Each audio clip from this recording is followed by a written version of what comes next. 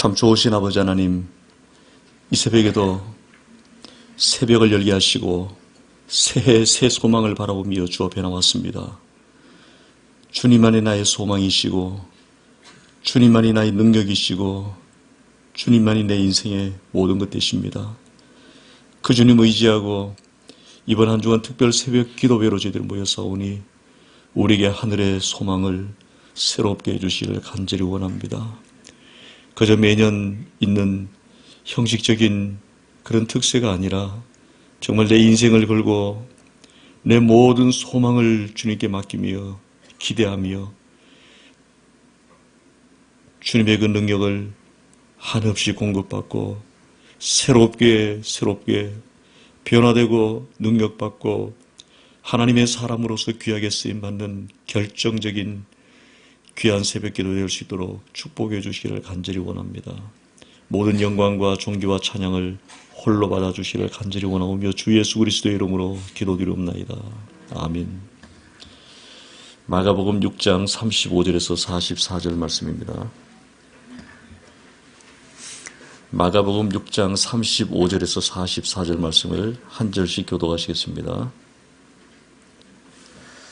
때가 저물어가며 제자들이 예수께 나와 여짜오되 이곳은 빈들이요 날도 저물어가니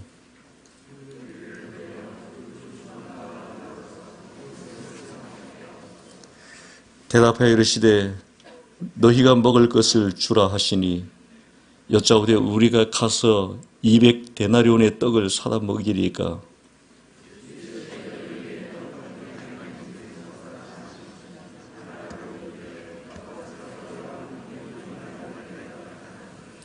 제자들에게 명하사 그 모든 사람으로 때를 지어 푸른 잔디 위에 앉게 하시니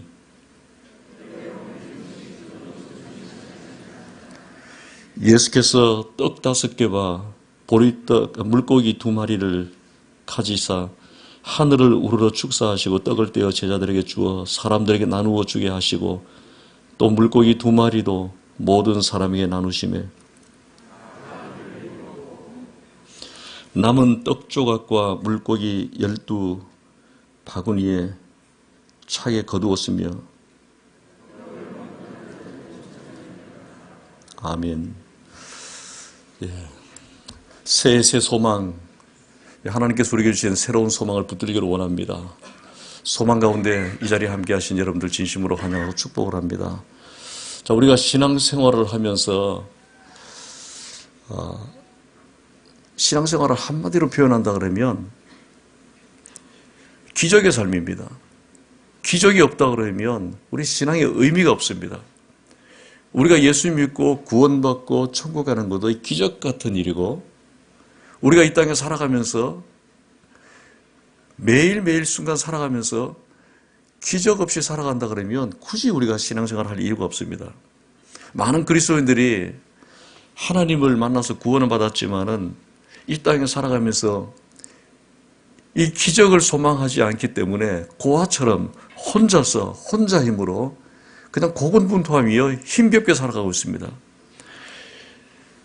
성경이 말하고 있는 신앙생활은 혼자 살도록 버려둔 것이 아닙니다. 내가 너희들을 고아와 같이 버려두지 않았다고 말씀하십니다. 그래서 올바른 신앙생활이라는 것은 영혼 구원받을 뿐만 아니라 그것은 나중에 천국 가서 우리가 구원받는 것이고 이 땅에서 사는 삶이 구원받은 자답게 기적적인 삶을 계속 연출하며 사는 것이 신앙생활입니다. 우리의 삶을 완전히 바꾸어 놓는 이것이 신앙의 모습, 신앙생활의 모습입니다. 살아계신 하나님, 전능하신 하나님, 그 하나님과 동행하며 하나님과 함께 사는 삶이 이것이 바로 그리스도인의 신분인 것입니다. 우리 이것을 알아야 됩니다. 오늘 우리가 읽은 이 본문 말씀은 너무도 잘 아는 말씀입니다. 새해, 새 소망 이런 제목을 가지고 이번 한 주간 동안 말씀을 우리가 나눌 텐데 우리가 첫 번째 시간에는 이 하늘의 기적을 소망하라. 뭐 거창한 게 아니라 너무도 심플하고 너무도 당연한 겁니다. 이 신앙의 출발점이기 때문에 우리 기적을 소망해야 됩니다. 기적은 우리하고 거리가 먼 것이다. 기적은 무슨 뭐 신받은 그런 도사들이나 하는 것이지 우리하고는 관계없는 것이다. 아닙니다, 여러분. 이 기적은 우리의 일상생활에서 매일매일 순간 필요한 것이고 하나님의 도우심을 받으며 우리가 살아가는 것이 우리 신앙생활인데 오늘 그 모델을 우리에게 보여주고 있습니다. 우리가 잘 알고 있는 이 오병이어의 기적의 사건입니다. 유명한 기적이죠. 이 오병이어, 칠병이어 뭐 해가지고 이 떡 가지고 물고기 가지고 기적을 만든 이 사건 마태, 마가, 누가, 요한 전부 다 기록하고 있습니다. 그만큼 이것은 유명한 기적이고 그 당시 살았던 사람들에게 있어서는 누구나 잘 알고 있는 기적입니다. 왜냐하면 보리떡 5개, 물고기 2마리로 12바구니를 만들었다. 만약에 오늘 이 시간 제가 여러분들의 빵을 하나씩 나눠드렸는데 집에 가보니까 빵이 10개가 됐다. 증인이 몇 명입니까 이게? 이분 여러분들의 관계된 사람이 얼마나 됩니까? 막 직장에서 뭐해서 이 샘물교회 가게 되면 막 그냥 신령한 도사 같은 목사가 있는데 빵 하나만 받으면 10개가 된다.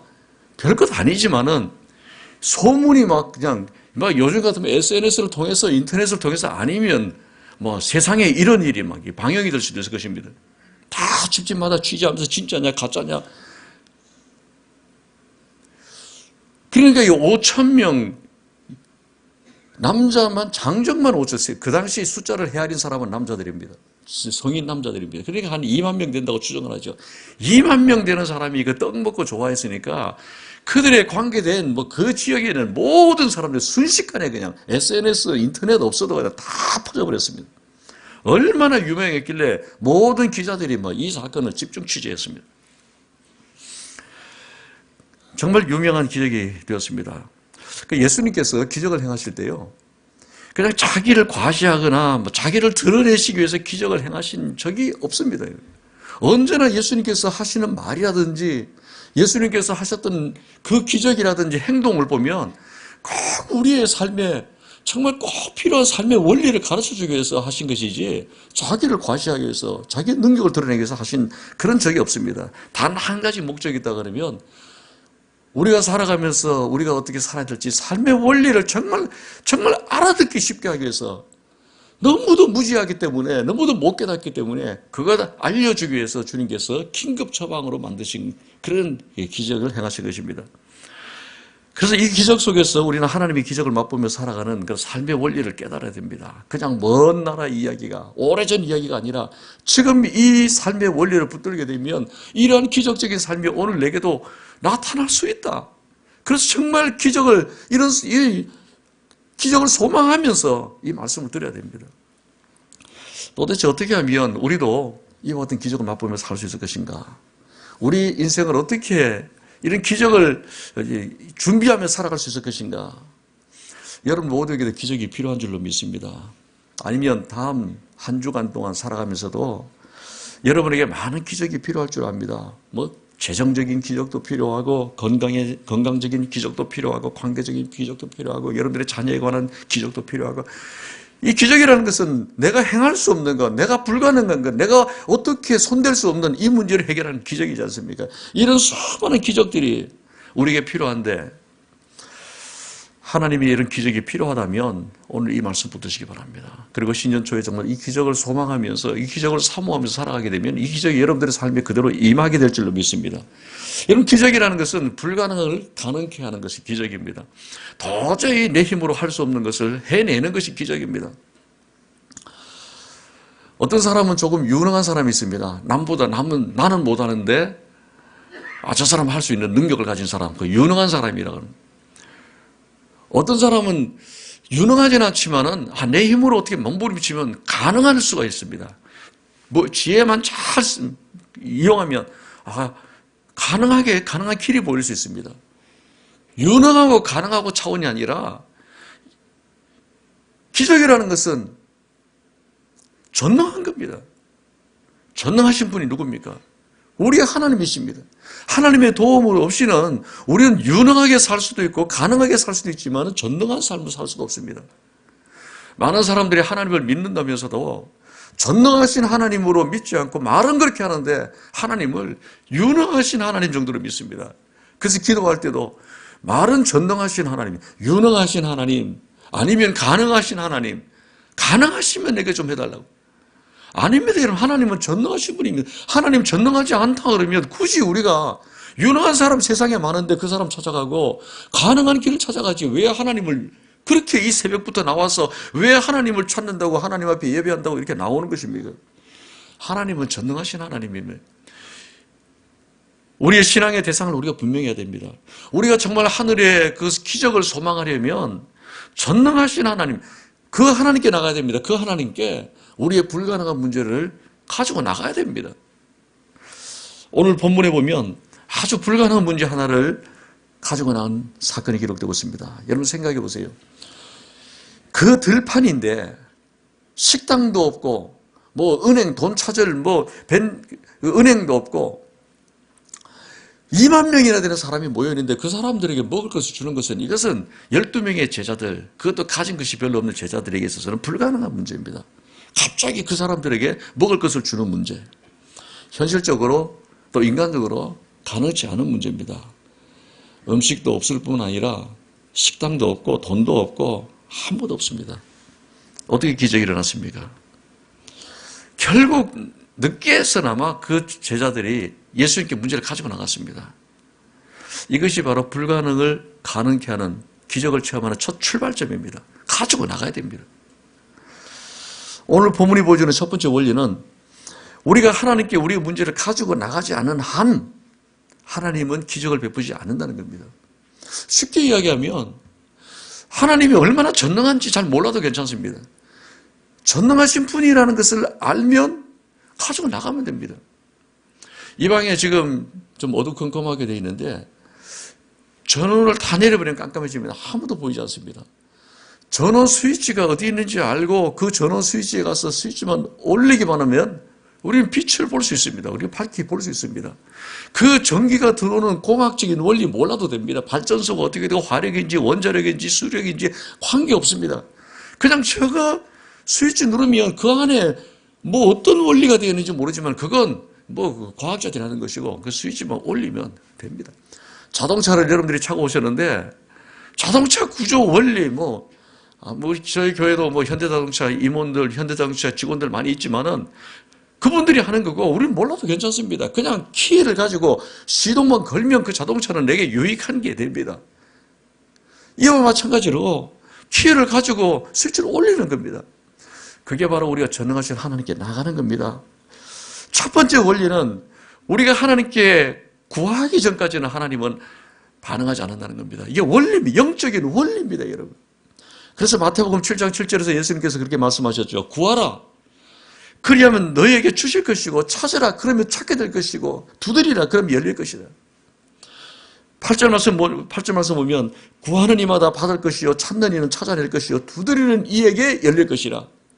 이건 간단한 원리입니다. 그런데 이것을 놓치고 있습니다. 그냥 막연하게 기다리기만 합니다. 문제 해결 비결, 기적을 경험할 수 있는 비결, 원리입니다. 여러분들에게 기적이 필요합니까? 여러분들에게 불가능한 문제가 정말 소망하는 것이 있습니까? 그런 어려운 문제가 여러분에게 있습니까? 여러분들 질문하고 싶습니다. 그 문제 정말 진지하게 가지고 나가보셨습니까? 정말 진지하게 내 문제를 해결할 수 있는 전능하신 하나님께 그 문제를 맡겨보신 적이 있습니까? 간절하게 정말 그냥 형식적으로 기도하고 형식적으로 나가는 것이 아니라 이게 정말 내 결정적인 문제입니다. 하나님 날 도와달라고. 정말 결사적으로 이 방법밖에 없습니다. 하나님께 나가보셨습니까?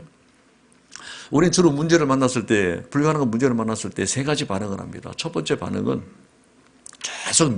계속 미룹니다. 연기하고 끝까지 갈 때까지 그냥 피하고 싶습니다. 그냥 밀어버립니다. 해결을 해야 되는데 미룬다고 해결됩니까? 지금 이 제자들이 그러고 있습니다.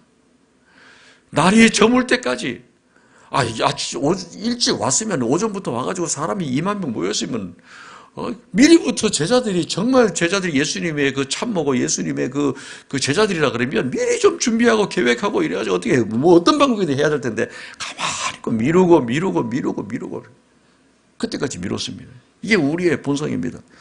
두 번째는 책임 전가를 합니다. 제자들이 문제를 만났을 때에 예수님 앞에 뭐라고 하냐면 36절에 무리를 보내어 두루 촌과 마을에 가서 저들 무엇을 사 먹게 하소서. 처음에 사람들이 왔을 때 얼마나 좋았습니까? 사람들이 많이 모였으니까 제자들이 신이 났습니다. 저희 교회도 무슨 집회를 하고 새벽 특세를 하게 되면 교역자들이 제일 관심 가지는 것이 얼마나 많이 모이냐, 얼마나 오느냐, 우리 평원에 얼마나 많은 사람들이 오느냐. 많이 모이면 막 정말 좋아합니다.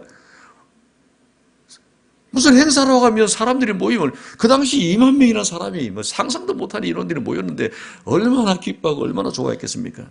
그런데 그렇게 아름답고 보배롭고 그렇게 좋게 보이던 그 사람들이 지금 문제가 생기니까 저 사람들이 왜 도시락도 안 싸와가지고 저렇게 난리를 벌입니까? 저 사람 가서 사먹게 자기들 책임지게 해달라고 예수님께 이렇게 미루고 문제가 생기니까 아니 일찍 보내든지 늦게까지 질질 끌고 있다가 지금 와가지고 저들로 하여금 사먹게 해도 책임은 저들에게 있습니다.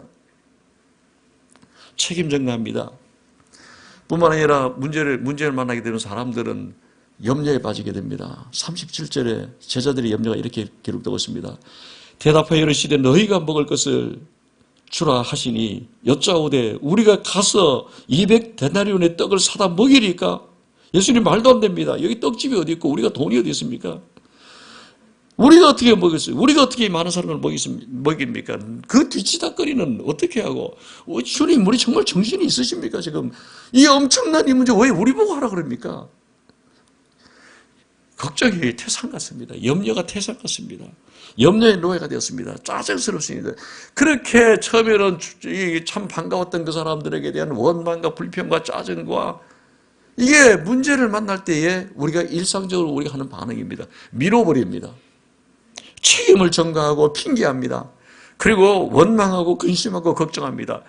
이것이 어울려져 가지고 우리의 삶을 침체시켜 버립니다. 무기력하게 만듭니다.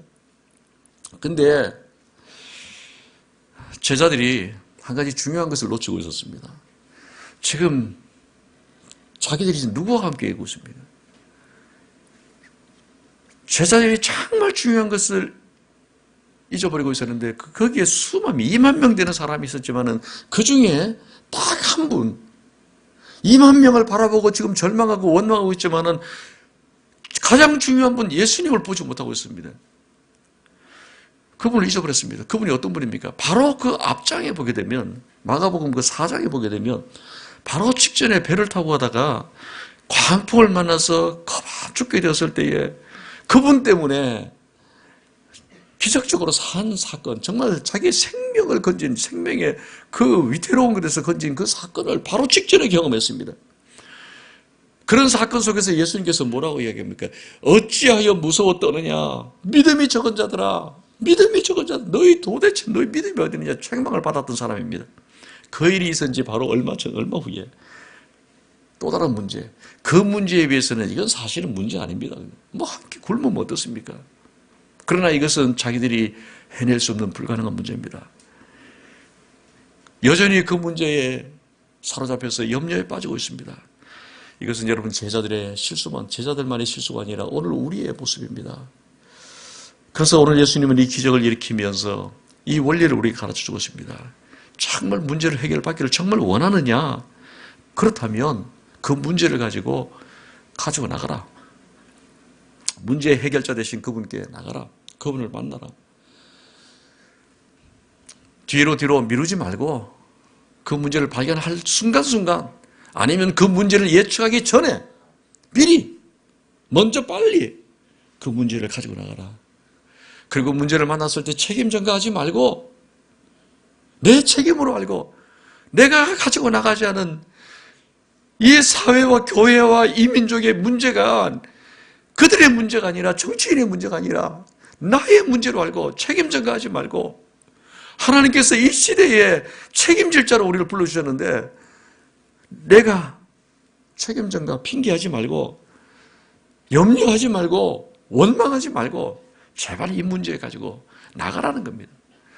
여러분은 정말 하늘의 기적을 소망한다면 이제부터 여러분들 미루지 말고 시간 있을 때 문제 생기기 전에 문제를 예측하기 전에 하나님께 가지고 나가시기 바랍니다. 그래야 우리는 기적을 경험할 수 있습니다.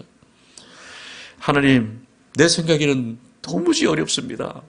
내 생각에는 정말 해결할 길이 없습니다. 하나님 도와주십시오. 정말 간절한 심령으로 주님 앞에 문제를 가지고 나가시는 여러분들 되시기 바랍니다. 문제를 가지고 나가되 내가 맡기는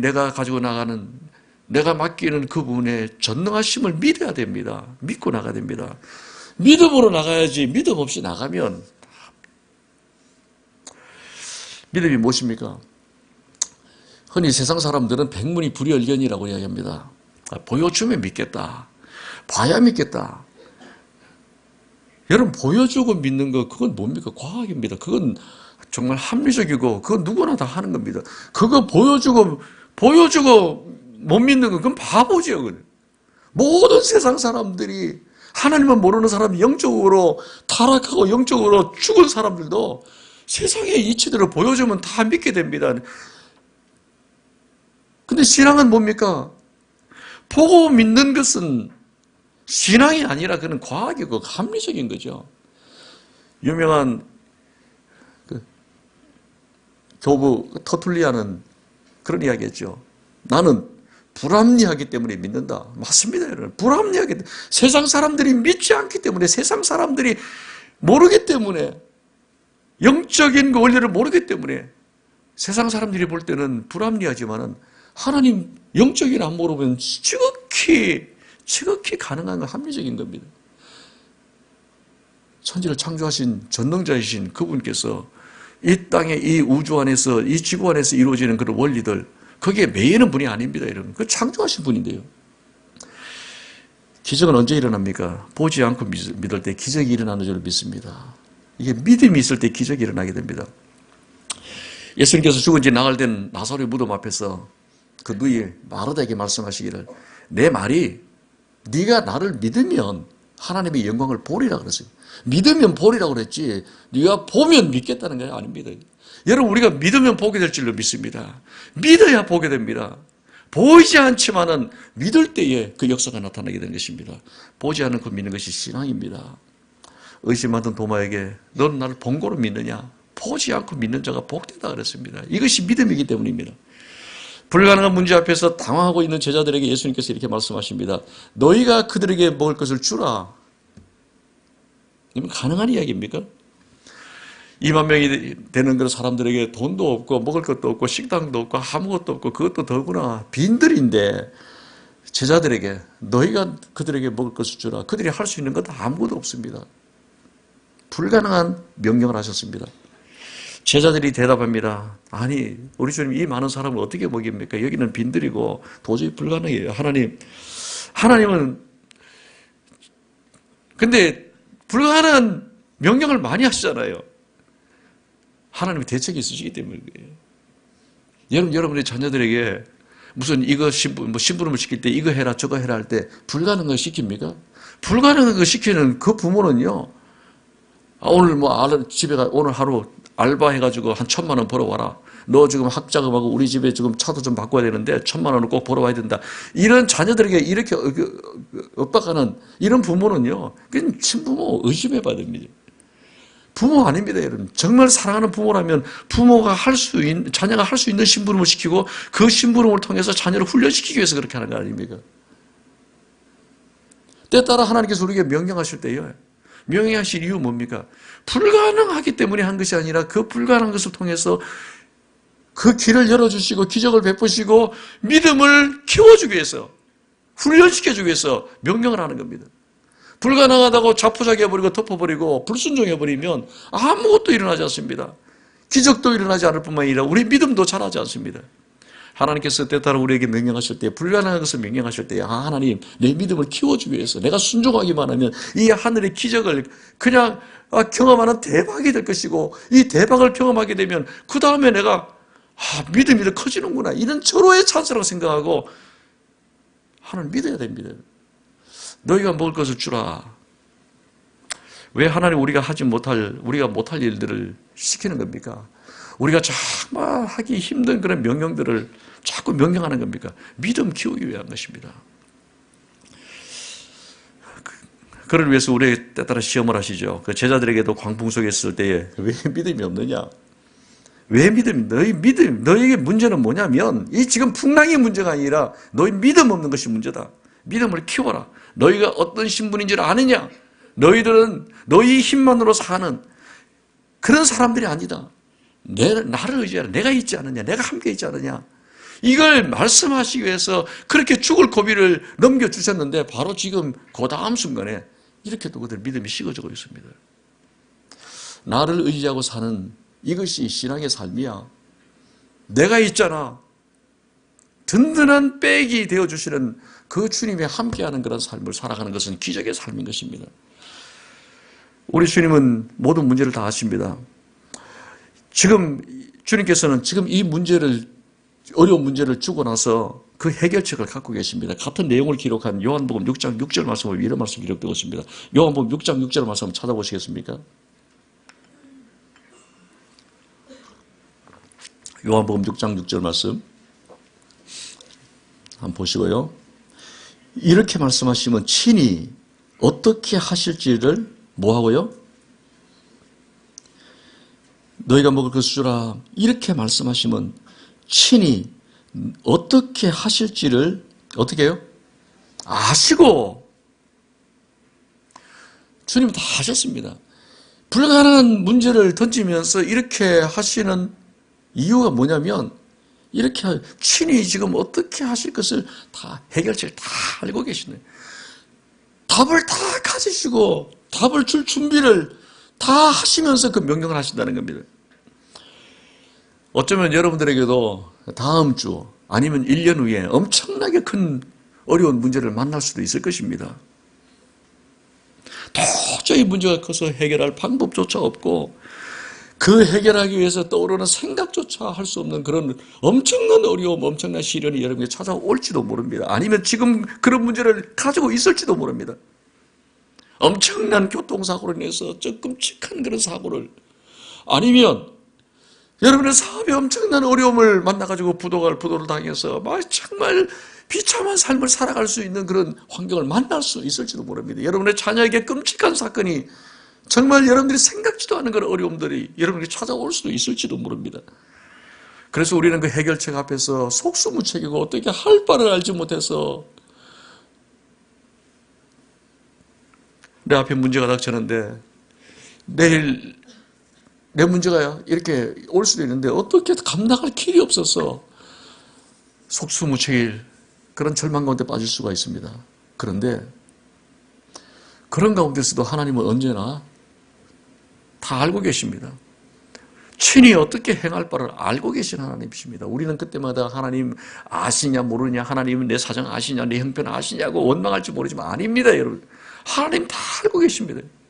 다 지키고 여러분의 반응을 기다리고 있습니다.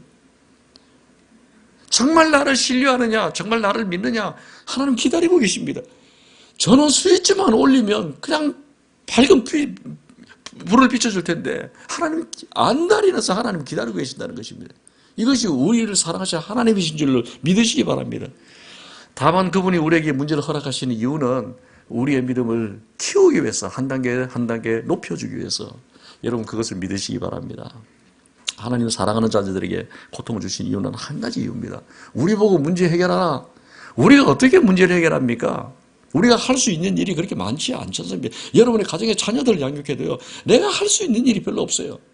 어떻게 해결합니까? 내가 그 자녀의 마음속에 어떻게 들어갑니까? 근데 하나님 마음속에 들어가셔요. 하나님이 한 번만 터치해버리시고 하나님이 한 번만 들어가 버리시면 하나님 그 마음속에서 생각만 바꿔주셔도요. 자녀가 내가 그렇게 무슨 사교육을 투자하고 내가 그렇게 뭐 아이들을 닥달하면서 키우려고 해도 안 되는 그 문제 하나님 하시잖아요. 여러분들 하나님을 배우 조정하셔야죠. 이게 믿음입니다. 하나님께 정말 하늘의 기적을 소망하면서 하나님께 나가시기 바랍니다. 성경에 나오는 수많은 사람들을 다 불가능한 문제를 만났어요. 그런데 그 문제 앞에서 하나님께 나갔던 사람들입니다. 그래서 기적을 체험했던 사람이고 신앙의 영웅들이 되었던 사람들입니다. 금년 한 해 이 믿음 가지고 하나님께 큰 믿음이 큰 자들 되시기 바랍니다. 그래서 하나님 앞에 날마다 기적을 체험하면서 살아가는 여러분들 되시기를 주의 이름으로 축원합니다. 그러면 이 하나님 전능을 하나님 믿는 그 믿음의 증거가 무엇입니까? 어떻게 우리의 믿음을 구사해서 하나님 앞에 인정받을 수 있느냐는 겁니다. 우리의 문제를 그분께 내어놓고 내가 할 수 있는 최선의 것을 하나님께 내어드려야 됩니다. 내 시간도 재능도 내가 할 수 있는 것은 해야 된다는 겁니다. 많은 사람들이 말로만 하나님 앞에 다 맡깁니다. 아닙니다, 여러분. 하나님은 전능하시기 때문에 엄청난 일을 행하시지만은 결국 우리가 내어놓을 것이 있어야 됩니다. 마치 펌프질을 할 때, 옛날 수도 없을 때 펌프질을 할 때 그 물 한 바가지 마중물이라고 그러죠. 마중물을 넣어야 그 다음에 무한한 물이 나오게 됩니다. 이 마중물에는요, 꾸정물을 넣어도 괜찮아요. 하여튼 물을 들어가면 그 다음부터는 엄청난 물이 나오게 됩니다. 그 마중물을 넣지 않고 하루 종일 펌프질해도 아무것도 나오지 않습니다. 여러분, 우리가 마중물이 돼야 됩니다. 내 시간에 마중물, 내 재물의 마중물, 내 생명 마중물, 내가 할 수 있는 작은 것이라도 내어드려야 됩니다. 이것이 하나님을 신뢰하는 표시입니다. 말로만 하는 것이 아니라요, 참된 믿음은 내어드리는 겁니다. 예수님께서 말씀하십니다. 그러면 너희에게 떡이 몇 개가 있느냐? 이게 질 말 같은 이야기입니까? 지금 2만 명을 먹인 너희에게 떡 몇 개 있느냐? 우리 주님은 그걸 찾으셨습니다. 요한복음 6장에 따르면 안드레가 한 아이가 있는데 보리떡 5개, 떡 5개와 물고기 2마리가 있습니다.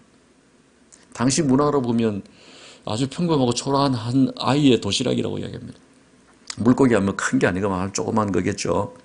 이 어린아이가 가져온 좋은 이 도시락 하나를 바친 걸 받았습니다.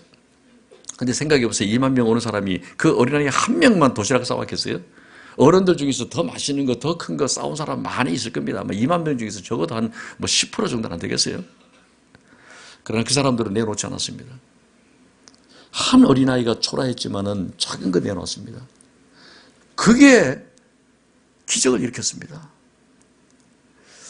12광줄이 남겼습니다. 12광줄이 남은 12광줄이 누가 가져갔겠어요?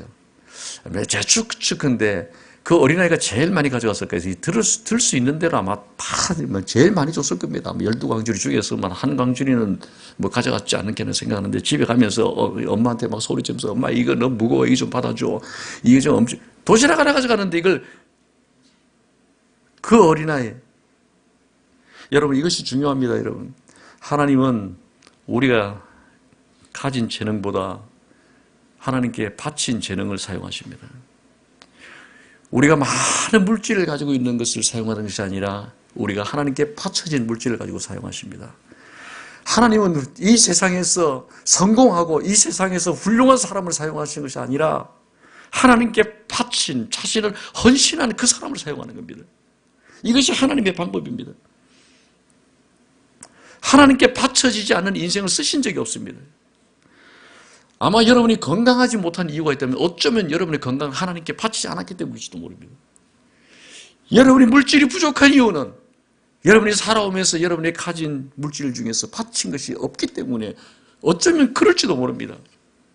여러분이 재능이 부족한 이유도 하나님이 재능을 주셨음에도 불구하고 그 재능을 꽃피우지 못하는 것은 그 재능을 하나님 앞에 드리지 못하기 때문에 그 재능이 꽃피우지 못할지도 모릅니다. 하나님은 바치지 않은 인생 쓸 수가 없습니다. 오늘 이 본문의 원리는 바로 이것입니다. 하나님은 바쳐진 인생을 쓰십니다. 바쳐진 인생을 통해서 기적을 만들어 나가십니다. 하나님 믿고 나아가서 하나님, 나는 아무것도 할 수 없습니다. 내 모든 것을, 나의 가진 건 이것밖에 없습니다. 비록 작고 초라한 것이지만은 이거 하나님, 이걸 드리겠습니다. 할 때 거기에 기적을 쏟아 부어주시고, 어린아이가 작은 도시락을 받았지만은 아마도 뭐 성경에 나온 건 아닙니다. 여러분들 어디 가셔서 제가 그렇게 이야기했다 하지만 아이가 많은 것을 가져갔을 것이라 이제 가져갔다는 건 아닙니다. 여러분, 하나님께서 우리에게 이와 같은 은혜와 축복을 주실 줄로 믿습니다. 오늘 41절 말씀 보시면 예수께서 떡 5개와 물고기 2마리를 가지사 하늘을 우러러 축사하시고 떡을 떼어 제자들에게 주어 사람들에게 나누어 주게 하시고 또 물고기 2마리도 모든 사람에게 나누어 주시며, 하나님은 언제나 보통의 것을 가지고 위대한 일을 만들으시는 하나님이신 줄을 믿으시기 바랍니다. 여러분 오해하지 마시기 바랍니다. 이 어린아이의 도시락이 훌륭해서가 아니라 그것이 받쳐졌기 때문에 기적을 만들었다는 사실입니다. 무엇이든 하나님의 손에 들려질 때에 마른 막대기가 위대하신 하나님의 손에 들리기만 하면 위대하게 사용되어지는 겁니다. 하나님의 손에 들려질 때에 홍해가 갈라지게 됩니다. 여러분, 자연 안에도 하나님의 법칙이 있죠. 추수의 원리입니다. 갈라디아 6장 7절 보면 하나님 뭐라고 얘기하십니까? 스스로 속이지 말라. 하나님은 업신여김을 받지 아니하시나니 사람이 무엇으로 심든지 그대로 거두리라. 비난을 심으면 그 비난 여러분 자손 대대로 수십 배 거두게 될 것입니다.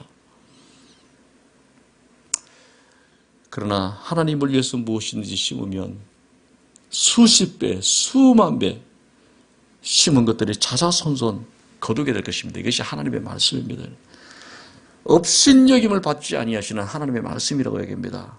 여러분에게 무엇이 부족합니까? 부족한 가운데 이 어린아이의 마음처럼 작은 것이지만은 하나님께 심어보시기 바랍니다. 심을 때 그것도 믿음으로 그 불가능한 문제 앞에서 미루지 말고 책임 회피하지 말고 그 불가능한 사건 앞에서 정말 하나님 앞에서 믿음을 가지고 하나님을 신뢰하면서 하나님께 맡겨보시기 바랍니다. 여러분에게 부족한 것이 무엇이든지 그 부족한 것을 가지고 작은 것을 가지고 주님께 맡기면서 하나님을 구해보시기 바랍니다. 전능하신 하나님을 신뢰하시기 바랍니다. 그분께 기적을 소망하면서 나가시기 바랍니다. 오늘 이 새벽에도 여러분들이 기도하실 때에 여러분들이 하나님을 찾을 때에 하나님은 만나주시기를 원합니다. 그리고 여러분이 돌아가는 그 길 속에는 기적의 연속, 놀라운 하늘의 기적을 경험하며 살아가는 그런 복된 삶 살아갈 수 있게 될 줄로 믿습니다. 이 하나님 오늘도 생각하면서 우리 하나님께 기도하는 시간 갖겠습니다. 무엇으로 심든지 그대로 거둔다고 말씀하셨습니다. 하나님께 믿음으로 심고 그 믿음의 증거를 이 어린아이의 그 모습을 보면서 하나님께 나의 모든 삶을 드리면서 주님께 기적을 소망하면서 나아가는 여러분들 되시기 바랍니다. 다 같이 우리가 기도할 때에 몇 가지 기도 제목을 가지고 기도하겠습니다. 먼저 나의 삶 가운데 불가능한 문제를 주님께 맡기오니 하늘의 기적을 베풀어 주시옵소서. 나에게 주님의 능력을 믿는 믿음을 더하셔서 날마다 기적을 맛보며 살게 해달라고. 기적은 멀리 있는 것이 아니라 기적은 우리의 신앙생활의 가장 중요한 우리의 생활 자체입니다. 이것을 경험하지 못하면 우리의 신앙생활은 아무런 의미가 없습니다. 금년 한 해 정말 하나님 베풀어 주시는 기적을 소망하며 기적을 이루며 기적을 전파하며 살아가는 기적의 사람 되게 해달라고 하나님 앞에 이 시간 동성을 함께 사모하면서 기도하겠습니다. 하나님 아버지,